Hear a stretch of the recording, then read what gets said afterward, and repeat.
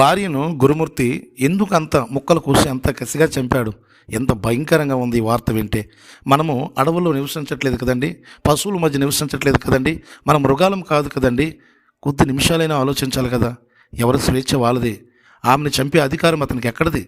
ప్రియులరా, దేవుని బిడ్డలారా, ఎవరి పాపం వాళ్ళు పట్టుకుంటుంది. కీర్తన గ్రంథము 40 అధ్యాయము 12వ వచనములో దావీదు అంటున్నాడు, నా దోషములు నన్ను తరిమి పట్టుకొనగా నేను తల ఎత్తుకోలేకపోతున్నాను అంటున్నాడు. సంఖ్యాకాండము 32వ అధ్యాయం 24వ వచనములో మీ పాపములు మిమ్మల్ని పట్టుకొనును అని అంటున్నాడు.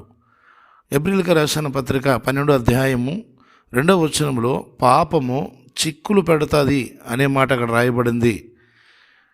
ప్రసంగి గ్రంథము 12వ అధ్యాయము 2వ వచనములో దుర్దినములు రాకమునిపే నీ సృష్టికర్తను స్మరణకు తెచ్చుకొనుము. మత్తయి సువార్త 24వ అధ్యాయం 12వ వచనములో అక్రమము విస్తరించడం వల్ల అనేక మందిలో ప్రేమ చల్లారిపోయింది అనే మాట రాయబడింది.